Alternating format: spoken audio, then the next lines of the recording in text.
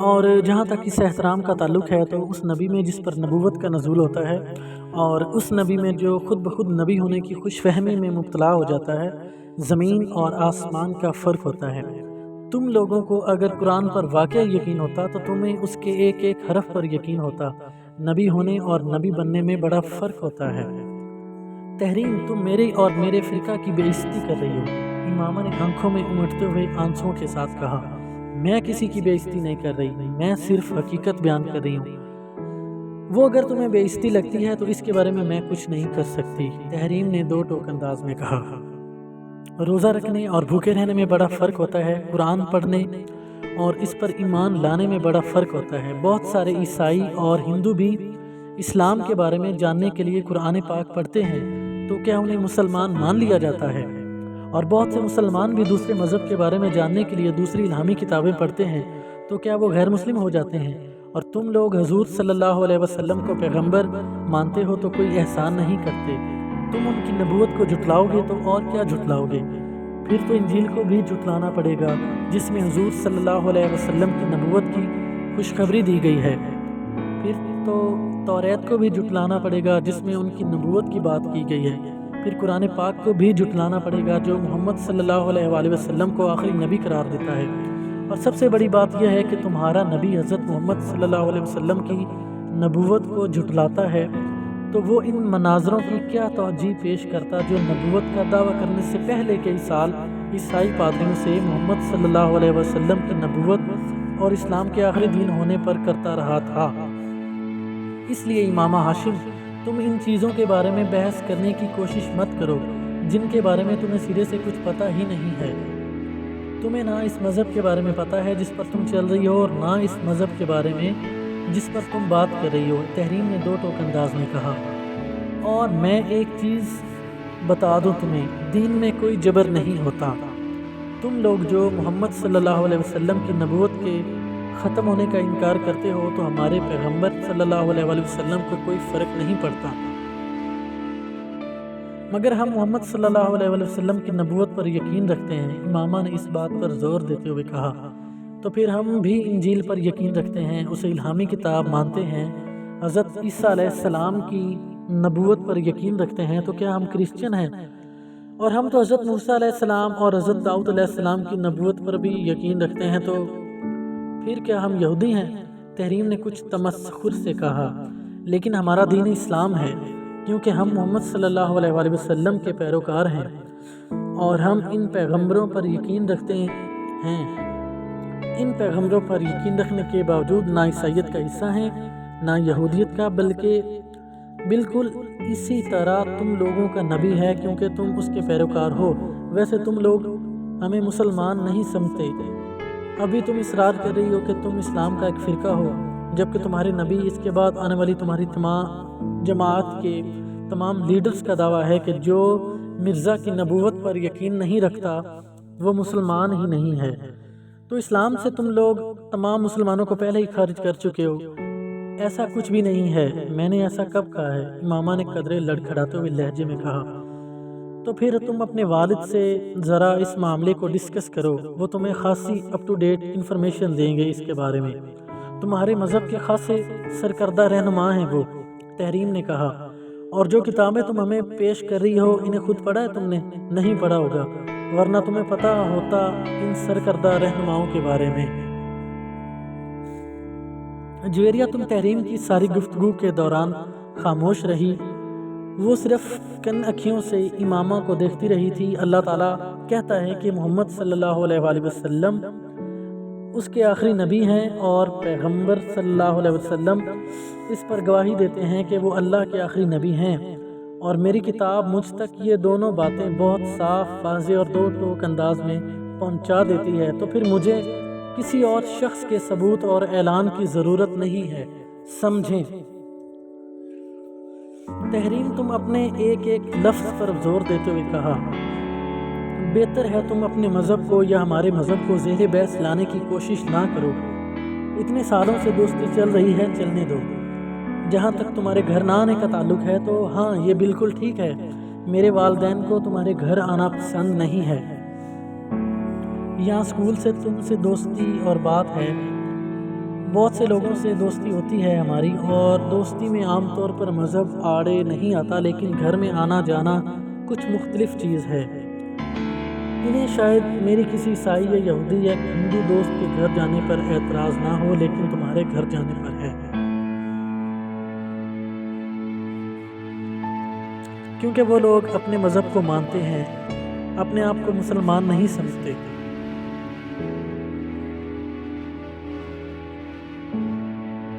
اپنے آپ کو مسلمان نہیں کہتے، جس مذہب سے تعلق ہوتا ہے وہی بتاتے ہیں، اور یہ بھی حقیقت ہے کہ تم لوگوں کو ناپسند کیا جاتا ہے، اتنا لوگوں کو نہیں کیا جاتا، کیونکہ تم لوگ صرف پیسے کے اصول اور اچھے مستقبل کے لیے یہ نیا مذہب اختیار کر کے ہمارے دین میں گھسنے کی کوشش کر رہے ہو، مگر کرسچین، ہندو یا یہودی ایسا نہیں کرتے۔ امامہ نے بے اختیار اسے ٹوکا، کس بات کی، کس پیسے کی بات کر رہی ہو تم ہماری فیملی کو جانتی ہو؟ ہم لوگ شروع سے بہت امیر ہیں، ہمیں کون سا روپیہ مل رہا ہے اس مذہب پر رہنے کے لیے؟ ہاں، تم لوگ اب بڑے خوشحال ہو، مگر شروع سے ایسے نہیں تھے۔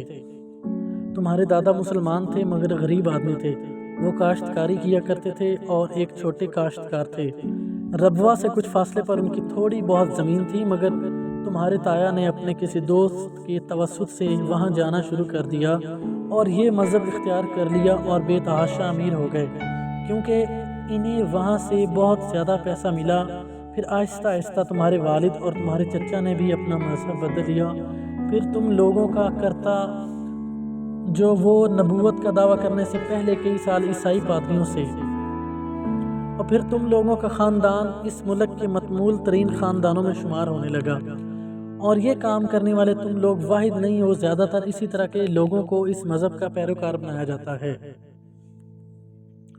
تمہیں یقین نہیں آ رہا تو تم اپنے گھر والوں سے پوچھ لینا، اس قدر دولت کس طرح آئی ان کے پاس، اور ابھی بھی کس طرح آ رہی ہے۔ تمہارے والد اس مذہب کی تبلیغ کرتے ہیں، ہر سال لاکھوں ڈالرز آتے ہیں انہیں غیر ملکی مشنز اور این جی اوز سے۔ تحریم نے کچھ تحقیر آمیز انداز میں کہا۔ یہ جھوٹ ہے، سفید جھوٹ ہے، امامہ نے بے اختیار کہا۔ میرے بابا کسی سے کوئی پیسہ نہیں لیتے، وہ اس فرقہ کے لیے کام کرتے ہیں تو غلط کیا ہے؟ کسی دوسرے فرقوں کے لیے کام نہیں کیا جاتا، دوسرے فرقوں کے بھی تو علماء ہوتے ہیں، ایسے لوگ جو انہیں سپورٹ کرتے ہیں۔ دوسرے فرقوں کو یورپی مشن سے روپیہ نہیں ملتا، میرے بابا کو کہیں سے کچھ نہیں ملتا، امامہ نے ایک بار پھر کہا۔ تحریم نے اس کی بات کے جواب میں کچھ نہیں کہا، وہ اٹھ کھڑی ہوئی۔ امامہ نے اسے جاتے ہوئے دیکھا، پھر گردن موڑ کر اپنے پاس بیٹھی جویریہ کی طرف دیکھا۔ کیا تم بھی میرے بارے میں ایسا ہی سوچتی ہو؟ تحریم نے غصہ میں آ کر تم سے یہ سب کچھ کہا ہے، تم اس کی باتوں کا برا مت مانو۔ جویریہ نے اسے تسلی دینے کی کوشش کی۔ تم ان سب باتوں کو چھوڑو، آؤ کلاس میں چلتے ہیں، بریک ختم ہونے والی ہے، جویریہ نے کہا تو وہ اٹھ کھڑی ہو گئی۔ اس دن وہ گھر واپس آ کر اپنے کمرے میں بند ہو کر روتی رہی۔ تحریم کی باتوں نے اسے واقعی بہت دل برداشتہ اور مایوس کیا تھا۔ ہاشم مبین احمد اس دن شام کو ہی آفس سے گھر واپس آ گئے۔ واپس آنے پر انہیں سلمیٰ سے پتہ چلا کہ امامہ کی طبیعت خراب ہے۔ وہ اس کا حال احوال پوچھنے اس کے کمرے میں چلے آئے۔ امامہ کی آنکھیں سوجی ہوئی تھیں۔ ہاشم مبین حیران رہ گئے۔ کیا بات ہے امامہ؟ انہوں نے امامہ کے قریب آ کر پوچھا۔ وہ اٹھ کر بیٹھ گئی اور کچھ بہانہ کرنے کی بجائے بے اختیار رونے لگی۔ ہاشم کچھ پریشان ہو کر اس کے قریب بیٹھ گئے۔ کیا ہوا امامہ؟ تحریم نے آج اسکول میں مجھ سے بہت بدتمیزی کی ہے، اس نے روتے ہوئے کہا۔ ہاشم مبین نے بے اختیار ایک اطمینان بھری سانس لی۔ پھر کوئی جھگڑا ہوا ہے تم لوگوں میں؟ بابا، آپ کو نہیں پتا اس نے میرے ساتھ کیا کیا ہے، امامہ نے باپ کو مطمئن ہوتے دیکھ کر کہا۔ بابا، اس نے وہ باپ کو تحریم کے ساتھ ہونے والی تمام گفتگو بتائی گئی تھی۔ ہاشم مبین کے چہرے کی رنگت بدلنے لگی۔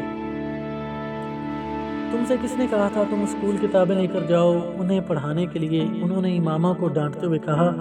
میں ان کی غلط فہمیاں دور کرنا چاہتی تھی، امامہ نے قدرے کمزور لہجے میں کہا۔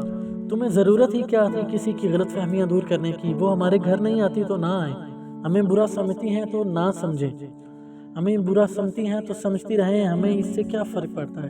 ہاشم مبین اسے سمجھاتے ہوئے کہا۔ تمہیں ضرورت ہی کیا تھی کسی کی غلط فہمیاں دور کرنے کی؟ مگر اب تمہاری اس حرکت سے پتہ نہیں وہ کیا سمجھے گی، کس کس کو بتائے گی کہ تم نے اسے وہ کتابیں دینے کی کوشش کی۔ خود اس کے گھر والے بھی ناراض ہوں گے۔ امامہ ہر ایک کو یہ بتاتے نہیں پھرتے کہ تم کیا ہو، اور نہ ہی اپنے فرقہ کے بارے میں بحث کرتے ہیں۔ اگر کوئی بحث کرنے کی کوشش بھی کرے تو ہاں میں ہاں ملا دیتے ہیں، ورنہ لوگ خواہ مخواہ فضول کی باتیں کرتے ہیں اور فضول طرح کے شبہات میں مبتلا ہوتے رہتے ہیں۔ انہوں نے سمجھایا، مگر بابا آپ بھی تو بہت سارے لوگوں کو تبلیغ کرتے ہیں۔ امامہ نے کچھ الجھے ہوئے انداز میں کہا، پھر مجھے کیوں منع کر رہے ہیں؟ میری بات اور ہے، میں صرف انہی لوگوں سے مذہب کی بات کرتا ہوں جن سے میری بہت بے تکلفی ہو چکی ہوتی ہے اور جن کے بارے میں مجھے یہ احساس محسوس ہو کہ ان پر میری ترغیب اور تبلیغ کا اثر ہو سکتا ہے۔ میں 2-4 دن کی ملاقات میں کسی کو کتابیں بانٹنا شروع نہیں ہو جاتا، ہاشم مبین نے کہا۔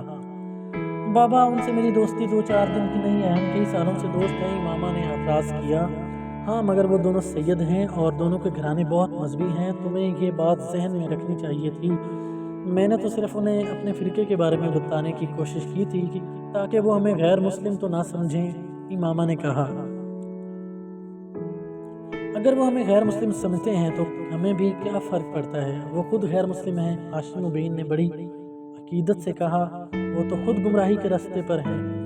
بابا وہ کہہ رہی تھی کہ آپ کو غیر ملکی مشن سے روپیہ ملتا ہے اور این جی او سے روپیہ ملتا ہے تاکہ آپ لوگوں کو ہمارے فرقے کا پیروکار بنائیں۔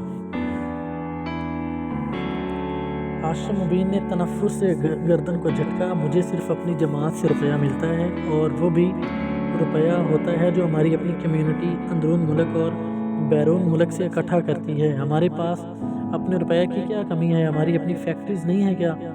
اگر مجھے غیر ملکی مشنز اور این جی او سے روپیہ ملے بھی تو میں بڑی خوشی سے لوں گا، آخر اس میں برائی کیا ہے؟ دین کی خدمت کر رہا ہوں، اور جہاں تک اپنے مذہب کی ترویج و تبلیغ کی بات ہے تو اس میں بھی کیا برائی ہے؟ اگر اس ملک میں عیسائیت کی تبلیغ ہو سکتی ہے تو ہمارے فرقے کی کیوں نہیں؟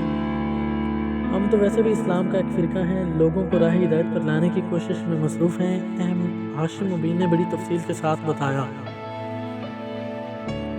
مگر تم لوگوں سے اس معاملے پر بات مت کیا کرو، اس بحث مباحثے کا کوئی فائدہ نہیں۔ ابھی ہم لوگ اقلیت ہیں، جب اکثریت ہو جائیں گے تو پھر اس طرح کے لوگ اتنی بے خوفی کے ساتھ اس طرح بڑھ بڑھ کر بات نہیں کر سکیں گے، پھر اس طرح ہماری تذلیل کرتے ہوئے ڈریں گے، مگر فی الحال ایسے لوگوں کے منہ نہیں لگنا چاہیے۔ بابا آئین میں ہمیں اقلیت اور غیر مسلم کیوں قرار دیا گیا ہے؟ جب ہم اسلام کا ایک فرقہ ہیں تو پھر انہوں نے ہمیں غیر مسلم کیوں ٹھہرایا ہے؟ امامہ کو تحریم کی کہی ہوئی ایک اور بات یاد آئی۔ یہ سب مولویوں کی کارستانی تھی، اپنے اپنے مقاصد کے حصول کے لیے وہ سب ہمارے خلاف اکٹھے ہو گئے تھے۔ ہماری تعداد میں زیادہ ہو جائے گی تو پھر ہم اپنی مرضی کے قوانین بنوائیں گے۔ ہاشم مبین نے بے اختیار ایک اطمینان بھری سانس لی۔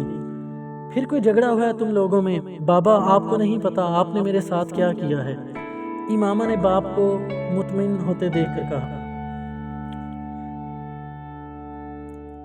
اپنے اپنے مقاصد کے حصول کے لیے وہ سب ہمارے خلاف اکٹھے ہو گئے تھے، ہماری تعداد بھی زیادہ ہو جائے گی تو پھر ہم اپنی مرضی کے قوانین بنوائیں گے اور اس طرح کی تمام ترمیمات کو آئین سے ہٹا دیں گے، ہاشم مبین نے پرجوش انداز میں کہا، اور تم اس طرح بے وقوفوں کی طرح کمرے میں بند ہو کر رونے کی ضرورت نہیں ہے۔ ہاشم مبین اس کے پاس اٹھتے ہوئے کہا۔ امامہ انہیں وہاں سے جاتے دیکھتی رہی۔ تحریم کے ساتھ وہ اس کی دوستی کا آخری دن تھا، اس میں تحریم سے زیادہ خود اس کا رویہ وجہ تھا۔ وہ تحریم کی باتوں سے اس حد تک دل برداشتہ ہوئی تھی کہ اب تحریم کے ساتھ وہ دوبارہ پہلے جیسی تعلقات قائم رکھنا اس کے لیے مشکل ہو گیا تھا۔ خود تحریم نے بھی اس کی خاموشی کو پھلانگنے یا توڑنے کی کوشش نہیں کی تھی۔ ہاشم مبین احمدی جماعت کے سرکردہ رہنماؤں میں سے تھے، ان کے بڑے بھائی اعظم بن احمد بھی جماعت کے اہم رہنماؤں میں سے تھے۔ ان کے پورے خاندان میں چند ایک کو چھوڑ کر باقی تمام افراد بہت سال پہلے اس وقت قادیانیت اختیار کر رہے تھے جب اعظم بن نے اس کام کا آغاز دیا۔ جن لوگوں نے قادیانیت اختیار نہیں تھی وہ باقی لوگوں سے قطع تعلق کر چکے تھے۔ اپنے بڑے بھائی اعظم مبین کے نقش قدم پر چلتے ہوئے ہاشم مبین بھی یہ مذہب اختیار کر چکا تھا۔ اعظم مبین ہی کی طرح انہوں نے اپنے مذہب کے فروغ اور تبلیغ کے لیے کام بھی کرنا شروع کر دیا۔ 10-15 سالوں میں وہ اپنے بھائی کی اس تحریک کے سرکردہ رہنماؤں میں شمار ہونے لگے۔ اس کی وجہ سے انہوں نے بے تحاشا پیسہ کمایا۔ اس پیسے سے انہوں نے سرمایہ کاری بھی کی، مگر ان کی آمدنی کا بڑا ذریعہ تحریک کی تبلیغ کے لیے میسر ہونے والے فنڈز ہی تھے۔ ان کا شمار اسلام آباد کی ایلیٹ کلاس میں ہوتا تھا۔ بے تحاشا دولت ہونے کے باوجود ہاشم اور اعظم مبین کے گھر کا ماحول روایتی تھا۔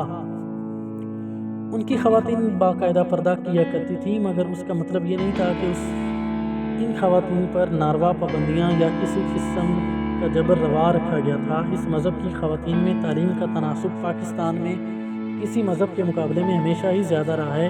ان لوگوں نے اعلیٰ تعلیم بھی معروف اداروں سے حاصل کی۔ امامہ بھی اس قسم کے ماحول میں پلی بڑھی تھی۔ وہ یقیناً ان لوگوں میں سے تھی جو منہ میں سونے کا چمچہ لے کر پیدا ہوئے تھے، اور اس نے ہاشم مبین کو بھی کسی قسم کے مالی مسائل سے گزرتے نہیں دیکھا۔ یہی وجہ تھی کہ اس کے لیے تحریم کی یہ بات ناقابل یقین تھی کہ اس کے خاندان نے پیسہ حاصل کرنے کے لیے یہ مذہب اختیار کیا۔ غیر ملکی مشنز اور بیرون ملک سے ملنے والے فنڈز کا الزام بھی اس کے لیے ناقابل قبول تھا،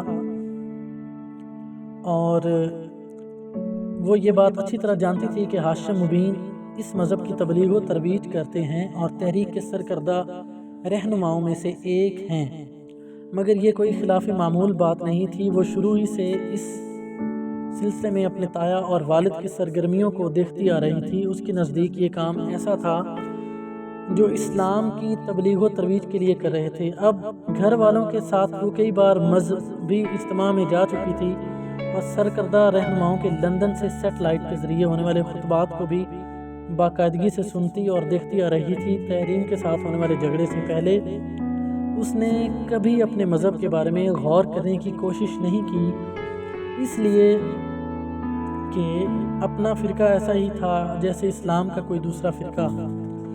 اس کی برین واشنگ بھی اس طرح کی گئی تھی۔ وہ سمجھتی تھی کہ اسے صرف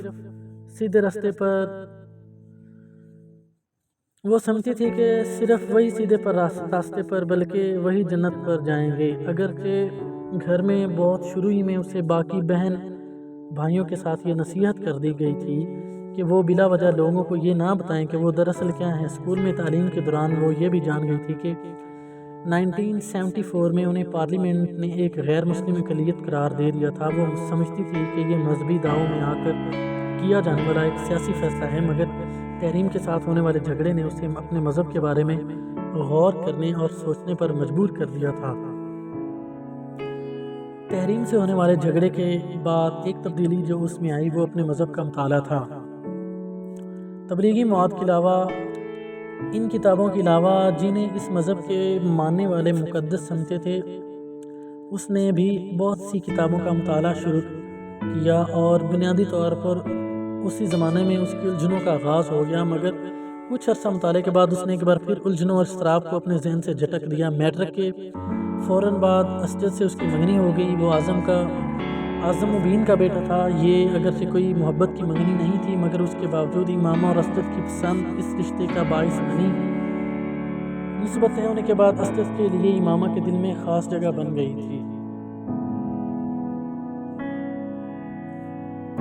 اپنی پسند کے شخص سے نسبت کے بعد اس کا دوسرا ٹارگٹ میڈیکل میں ایڈمیشن تھا۔ اسے اس کے بارے میں زیادہ فکر نہیں تھی۔ وہ جانتی تھی کہ اس کے باپ کی پہنچ اتنی ہے کہ اگر وہ میرٹ پر نہ بھی ہو تب بھی اسے میڈیکل کالج میں داخلہ کروا سکتے ہیں، اور اگر یہ ممکن نہ ہوتا تو بھی وہ بیرون ملک جا کر میڈیکل کی تعلیم حاصل کر سکتی تھی۔ تم پچھلے کچھ دنوں سے بہت پریشان ہو، کوئی پرابلم ہے؟ وسیم نے رات ماما سے پوچھا۔ وہ پچھلے کچھ دن سے بہت زیادہ خاموش اور الجھی نظر آ رہی تھی۔ نہیں، ایسی تو کوئی بات نہیں ہے، تمہارا وہم ہے، ماما نے مسکرانے کی کوشش کی۔ خیر، وہم تو نہیں، کوئی بات ضرور ہے، تم بتانا نہیں چاہتی تو اور بات ہے، وسیم نے سر جھٹکتے ہوئے کہا۔ وہ امامہ کے ڈبل بیڈ پر اس سے کچھ فاصلے پر لیٹا ہوا تھا۔ وہ اپنی فائل میں رکھے نوٹس الٹ پلٹ رہی تھی۔ وسیم کچھ دیر اس کے جواب کا انتظار کرتا رہا، پھر اس نے ایک بار پھر اسے مخاطب کیا، میں نے ٹھیک کہا تھا نا، تم بتانا نہیں چاہتی؟ ہاں، میں فی الحال بتانا نہیں چاہتی، امامہ نے گہرا سانس لے کر اعتراف کیا۔ بتا دو، ہو سکتا ہے میں تمہاری مدد کر سکوں۔ وسیم نے اسے اکسایا۔ وسیم، میں خود تمہیں بتا دوں گی، مگر فی الحال نہیں۔ اگر مجھے مدد کی ضرورت ہوگی تو میں خود تم سے کہوں گی۔ اس نے اپنی فائل بند کرتے ہوئے کہا، ٹھیک ہے، جیسے تمہاری مرضی، میں تو صرف تمہاری مدد کرنا چاہتا تھا۔ وہ بیڈ سے اٹھ گیا۔ وسیم کا اندازہ بالکل ٹھیک تھا۔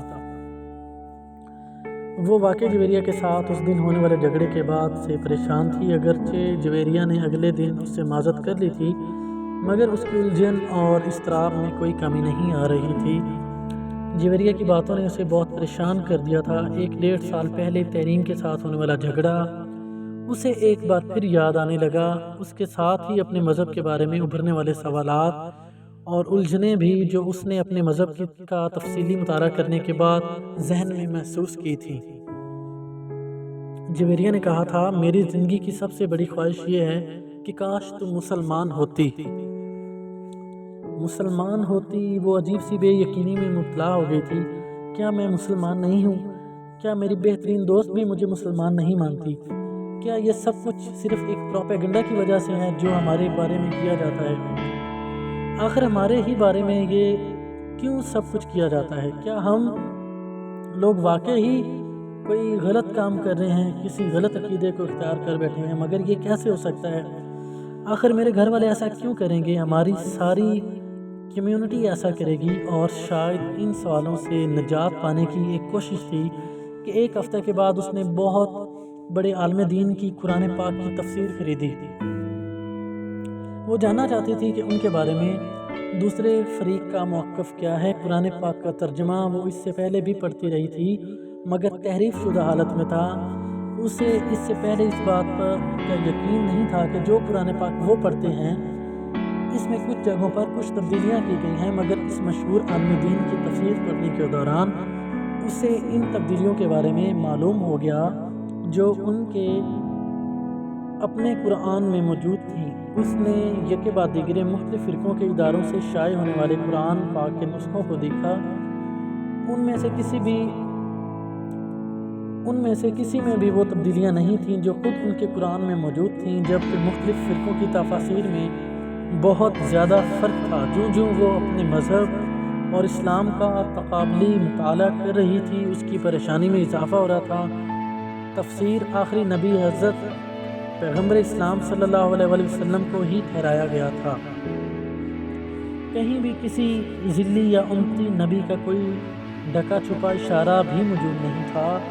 مسیح موعود کی حقیقت بھی اس کے سامنے آ گئی تھی۔ اپنی مذہبی رہنما کی جھوٹی پیش گوئیوں میں اور حقیقت میں ہونے والے واقعات کا تضاد اسے اور بھی زیادہ چبھنے لگا تھا۔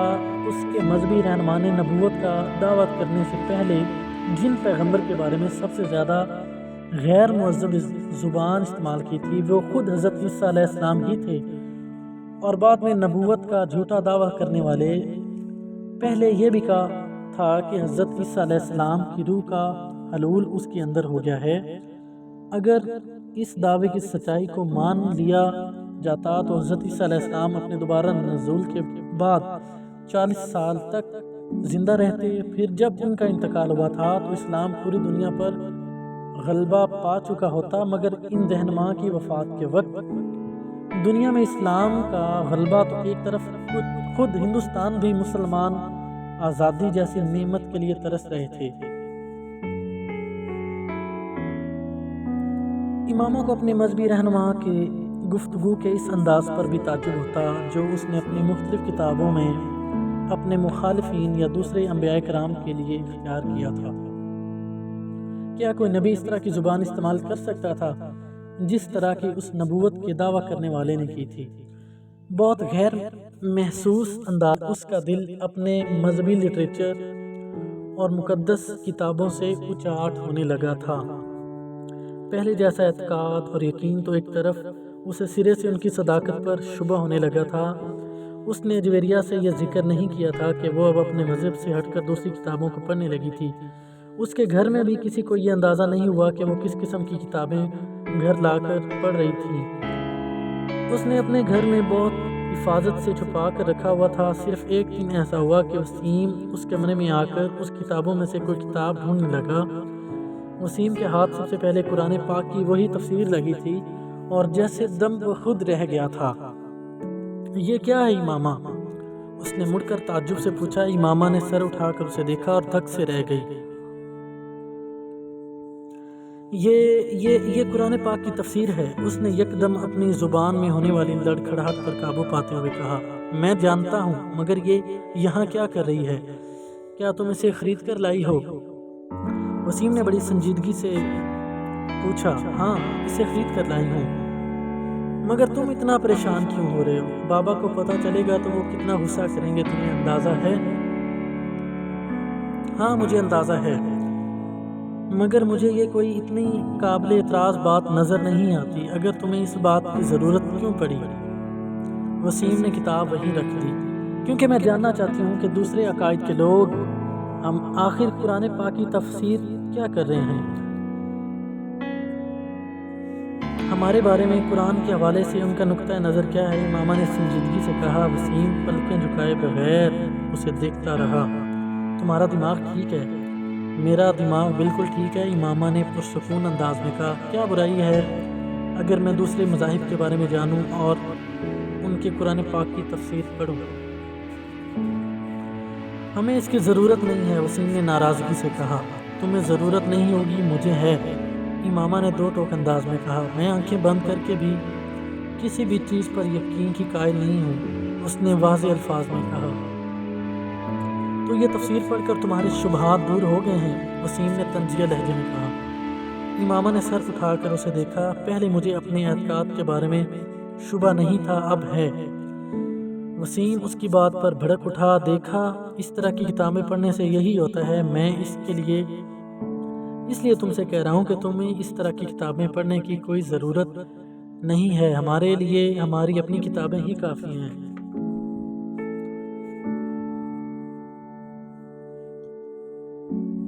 میں نے اتنی تفاسیر دیکھی ہیں، قرآن پاک کے اتنے ترجمے دیکھے ہیں، حیرانگی کی بات ہے وسیم، کہیں بھی ہمارے نبی کا ذکر نہیں ہے۔ ہر تفسیر میں احمد سے مراد محمد صلی اللہ علیہ وآلہ وسلم کو ہی لیا جاتا ہے، ہمارے نبی کو نہیں۔ اور کہیں ہمارے نبی کا ذکر بھی اور کہیں ہمارے نبی کا ذکر ہے بھی تو نبوت کے ایک جھوٹے دعوے دار کے طور پر، امامہ نے الجھے ہوئے انداز میں کہا۔ یہ لوگ ہمارے بارے میں ایسی باتیں نہیں کریں گے تو اور کون کرے گا؟ ہمارے نبی کی نبوت کو مان لیں گے تو ہمارا اور ان کا اختلاف ہی ختم ہو جائے گا۔ یہ کبھی اپنی تفاسیر میں سچ نہیں شائع کریں گے، وسیم نے تلخی سے کہا۔ اور جو ہماری تفسیر ہے، کیا ہم نے سچ لکھا ہے اس میں؟ کیا مطلب؟ وسیم ٹھٹکا۔ ہمارے نبی دوسرے پیغمبروں کے بارے میں غلط زبان استعمال کیوں کرتے ہیں؟ تم ان لوگوں کے بارے میں اپنی بات کرتے ہیں جو ان پر ایمان نہیں لائے، وسیم نے کہا۔ جو ایمان نہ لائے، کیا اسے گالیاں دینی چاہیے؟ ہاں، غصے کا اظہار تو کسی نہ کسی صورت میں ہوتا ہے، وسیم نے کندھے جھٹکتے ہوئے کہا۔ غصے کا اظہار یا بے بسی؟ امامہ کے جملے پر وہ دم بخود اسے دیکھنے لگا۔ جب حضرت عیسیٰ علیہ السلام پر لوگ ایمان نہیں لائے تو انہوں نے لوگوں کو گالیاں تو نہیں دی۔ حضرت محمد صلی اللہ علیہ وآلہ وسلم پر لوگ ایمان نہیں لائے تھے تو انہوں نے بھی کسی کو گالیاں نہیں دی۔ حضرت محمد صلی اللہ علیہ وآلہ وسلم نے تو ان لوگوں کے لیے بھی دعا کی تھی جنہوں نے انہیں پتھر مارے، جو وہی قرآن پاک کی صورت میں حضرت محمد صلی اللہ علیہ وآلہ وسلم پر نازل ہوئی ہے، اس میں کوئی گالی نہیں ملتی۔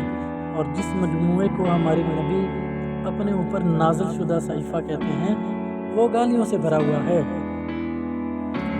امامہ، ہر انسان کا مزاج دوسرے سے مختلف ہوتا ہے، ہر انسان الگ سے ری ایکٹ کرتا ہے، وسیم نے تیزی سے کہا۔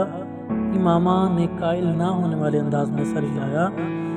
میں ہر انسان کی بات نہیں کر رہی ہوں، میں نبی کی بات کر رہی ہوں۔ جو شخص اپنے غصے پر قابو نہیں رکھ سکتا، وہ نبوت کا دعوے دار کیسے ہو سکتا ہے؟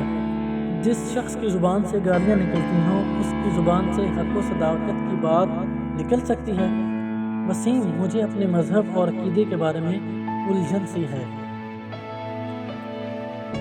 وہ ایک لمحہ کے لیے رکی، مگر میں نے اتنی تفاصیر میں آ کر کسی امتی کے نبی کا ذکر پایا ہے تو وہ حضرت عیسیٰ علیہ السلام ہیں، اور میں نہیں سمجھتی کہ وہ ہمارے نبی حضرت عیسیٰ علیہ السلام یا مسیح موعود ہے۔ نہیں، یہ وہ نہیں ہے جن کے آنے کے بارے میں قرآن پاک میں ذکر ہے۔ اس بار اس نے اپنے الفاظ کی خود ہی پرزور تردید کی۔ تم اب اپنی بکواس بند کر لو تو بہتر ہے، وسیم نے ترش لہجے میں کہا۔ کافی فضول باتیں کر چکی ہو تم۔ فضول باتیں؟ امامہ نے بے یقینی سے اسے دیکھا۔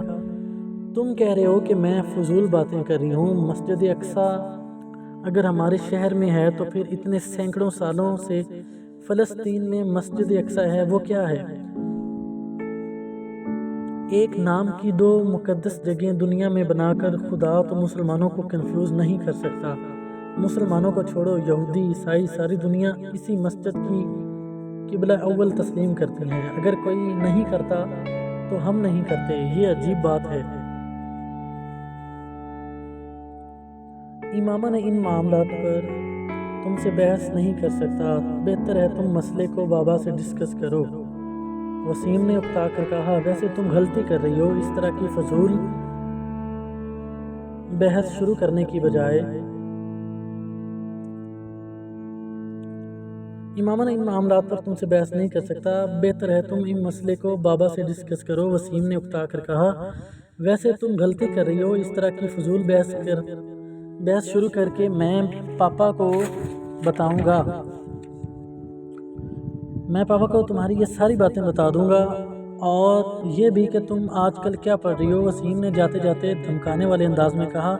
وہ کچھ سوچ کر الجھے انداز میں ہونٹ کاٹنے لگی۔ وسیم کچھ دیر ناراضگی کا اظہار کر کے کمرے سے باہر چلا گیا۔ وہ اٹھ کر کمرے میں ٹہلنے لگی۔ وہ ہاشم مبین سے ڈرتی تھی اور جانتی تھی کہ وسیم ان سے اس بات کا ذکر ضرور کرے گا۔ وہ ان کے رد عمل سے خوف زدہ تھی۔ وسیم نے ہاشم مبین کی امامہ کے ساتھ ہونے والی بحث کے بارے میں بتا دیا تھا، مگر اس نے بہت سی ایسی باتوں کو سنسر کر دیا تھا جن پر ہاشم مبین کے بھڑک اٹھنے کا امکان تھا۔ اس کے باوجود ہاشم مبین دم بخود رہ گئے تھے، یوں جیسے انہیں صاف سونگ گیا تھا۔ یہ سب تم سے امامہ نے کہا ہے؟ ایک لمبی خاموشی کے بعد انہوں نے وسیم سے پوچھا۔ اس نے اثبات میں سر ہلا دیا۔ اسے بلا کر لاؤ۔ وسیم کچھ جھجکتے ہوئے ان کے کمرے سے نکل گیا۔ امامہ کو خود بلا کر لانے کی بجائے اس نے ملازم کے ہاتھ پیغام بھجوا دیا اور خود اپنے کمرے میں چلا گیا۔ وہ امامہ اور ہاشم مبین کی گفتگو کے دوران موجود رہنا نہیں چاہتا تھا۔ ہاشم مبین کے کمرے کے دروازے پر دستک دے کر وہ اندر داخل ہوئی تو اس وقت ہاشم اور ان کی بیگم بالکل خاموش بیٹھے تھے۔ ہاشم مبین نے اسے جن نظروں سے دیکھنا تھا اس نے اس کے جسم کی لرزش میں کچھ اور اضافہ کر دیا۔ بابا، آپ نے مجھے بلوایا تھا؟ کوشش کے باوجود وہ روانی سے بات نہیں کر رہی تھی۔ ہاں، میں نے بلوایا تھا۔ وسیم سے کیا بکواس کی ہے تم نے؟ ہاشم مبین نے بلا تمہید بلند آواز میں اس سے پوچھا۔ وہ اپنے ہونٹوں پر زبان پھیر کر رہ گئی۔ کیا پوچھ رہا ہوں تم سے؟ وہ ایک بار پھر دھاڑے۔ شرم سے ڈوب مرنا چاہیے تمہیں، خود گناہ کرتی ہو اور اپنے ساتھ ہمیں بھی گناہ گار بناتی ہو۔ امامہ کی آنکھوں میں آنسو آ گئے۔ تمہیں اپنی اولاد کہتے ہوئے بھی مجھے شرم آ رہی ہے۔ کون سی کتابیں لائی ہو تم؟ وہ مشتعل ہو گئے تھے۔ جہاں سے یہ کتابیں لے کر آئی ہو کل تک وہیں دے آؤ، ورنہ میں انہیں اٹھا کر پھینک دوں گا باہر۔ جی بابا، اس نے اپنے آنسو پونچھتے ہوئے صرف اتنا ہی کہا۔ اور آج کے بعد تم نے جویریہ کے ساتھ میل جول رکھا تو میں تمہارا کالج جانا بند کر دوں گا۔ بابا، جویریہ نے مجھ سے کچھ نہیں کہا، اس کو تو کچھ پتہ ہی نہیں ہے۔ اس بار امامہ نے قدرے مضبوط آواز میں احتجاج کیا۔ تو پھر اور کون ہے جو تمہارے دماغ میں یہ خناس بھر رہا ہے؟ وہ بری طرح چلائے۔ میں خود ہی۔ امامہ نے کچھ کہنے کی کوشش کی۔ ہو کیا تم؟ اپنی عمر دیکھو اور چلی ہو تم عقیدے جانچنے اور اپنے نبی کی نبوت کو پرکھنے۔ ہاشم مبین کا پارا پھر ہائی ہو گیا۔ اپنے باپ کی شکل تو دیکھو جس نے ساری عمر تبلیغ میں گزار دی۔ کیا میں عقل کا اندھا ہوں یا پھر تم مجھ سے زیادہ عقل رکھتی ہو؟ جمعہ 4 دن ہوئے ہیں تمہیں پیدا ہوئے اور تم چل پڑی ہو اپنے نبی کی نبوت کو ثابت کرنے۔ ہاشم مبین اب اٹھ کر کھڑے ہو گئے۔ تم منہ میں سونے کا چمچ لے کر اس نبی کی وجہ سے پیدا ہوئی ہو جس کی نبوت کو آج تم جانچنے بیٹھ گئی ہو، ورنہ وہ نہ ہوتا تو سڑک پر دھکے کھا رہا ہوتا ہمارا سارا خاندان، اور تم اس قدر احسان فراموش اور بے ضمیر ہو چکی ہو کہ جس تھالی میں کھاتی ہو اسی میں چھید کر رہی ہو۔ ہاشم مبین کی آواز پھٹ رہی تھی۔ اس کی امامہ کی آنکھوں سے بہنے والے آنسوؤں کی رفتار میں اور اضافہ ہو گیا۔ بند کرو یہ لکھنا پڑھنا اور گھر بیٹھو تم یہ تعلیم حاصل کر رہی ہو جو تمہیں گمراہی کی طرف لے جا رہی ہے۔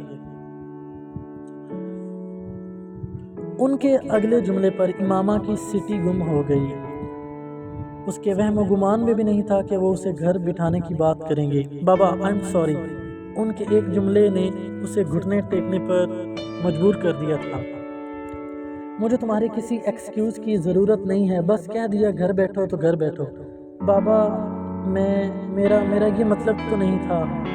پتہ نہیں وسیم اس نے آپ سے کس طرح کی بات کی ہے۔ اس کے آنسو اور تیزی سے بہنے لگے۔ پھر بھی آپ سے کہہ رہی ہوں کہ میں آئندہ کچھ نہیں پڑھوں گی اور نہ ایسی بات کروں گی، پلیز بابا، اس نے منت کی۔ ان معذرتوں کا سلسلہ وہیں ختم نہیں ہوا تھا۔ اگلے کئی دن تک وہ ہاشم مبین سے معافی مانگتی رہی۔ پھر تقریباً 1 ہفتے کے بعد وہ نرم پڑ گئے۔ انہوں نے کالج جانے کی اجازت دے دی، مگر 1 ہفتے میں وہ اپنے پورے گھر کی لعنت ملامت کا شکار رہی تھی۔ ہاشم مبین نے اسے سخت قسم کی تنبیہ کے بعد کالج جانے کی اجازت دی تھی، مگر اس کے 1 ہفتے کے دوران ان لوگوں کے رویے نے اسے اپنے عقیدے سے مزید متنفر کیا تھا۔ اس نے ان کتابوں کو پڑھنے کا سلسلہ روکا نہیں تھا، بس فرق یہ تھا کہ وہ پہلے انہیں گھر لے کے آتی تھی، اب وہ انہیں کالج کی لائبریری میں پڑھ لیا کرتی تھی۔ ایف ایس سی میں میرٹ لسٹ پر آنے کے بعد اس نے میڈیکل کالج میں ایڈمیشن لے لیا تھا۔ جویریہ کو بھی اس میڈیکل کالج میں ایڈمیشن مل گیا تھا۔ ان کی دوستی میں اب پہلے سے زیادہ مضبوطی آ گئی تھی۔ اس کی بنیادی وجہ امامہ کے ذہن میں آنے والی تبدیلی تھی۔ پیر کامل اوقات اتفاقاً ہوئی تھی۔ جویریہ کی ایک کزن سبیحہ کی کلاس فیلو تھی۔ اسی کے توسط سے امامہ کی اسٹوڈنٹ ونگ سے منسلک تھی اور 1 ہفتے میں ایک بار وہ کلاس روم میں اسلام سے متعلق کسی نہ کسی موضوع پر لیکچر دیا کرتی تھی۔ 40-50 کے لگ بھگ لڑکیاں اس لیکچر کو اٹینڈ کیا کرتی تھیں۔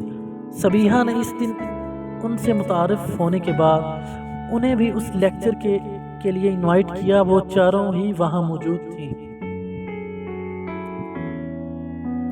میں تو ضرور آؤں گی، کم از کم میری شرکت کے بارے میں آپ تسلی رکھیں، جویریہ نے سبیحہ کی دعوت کے جواب میں کہا۔ میں کوشش کروں گی، وعدہ نہیں کر سکتی، رابعہ نے کچھ چھینی ہوئی مسکراہٹ سے کہا۔ میرا آنا ذرا مشکل ہے کیونکہ میں اس دن کچھ مصروف رہوں گی، زینب نے معذرت کرتے ہوئے کہا۔ سبیحہ مسکراتے ہوئے امامہ کو دیکھنے لگی جو اب تک خاموش تھی۔ امامہ کا رنگ فک ہو گیا۔ اور آپ آئیں گی؟ امامہ کی نظر جویریہ سے ملی جو اسے ہی دیکھ رہی تھی۔ ویسے اس بار کس موضوع پر کریں گی آپ؟ اس سے پہلے کہ امامہ کچھ کہتی، جویریہ نے سبیحہ کی توجہ اپنی طرف مشغول کروا لی۔ شاید اس نے دانستہ طور پر کیا تھا۔ اس بار اسراف کے بارے میں بات ہوگی۔ اس ایک عادت کی وجہ سے ہمارا معاشرہ کتنی تیزی سے زوال پذیر ہو رہا ہے اور اس کا سد باب کے لیے کیا کیا جا سکتا ہے، اس موضوع پر گفتگو ہوگی۔ سبیحہ نے جویریہ کو تفصیل سے بتایا۔ آپ نے بتایا نہیں امامہ آپ آ رہی ہیں؟ جویریہ سے بات کرتے کرتے سبیحہ ایک بار پھر امامہ کی طرف متوجہ ہو گئی۔ امامہ کا رنگ ایک بار پھر بدلا۔ میں دیکھوں گی، اس نے جھجکتے ہوئے کہا۔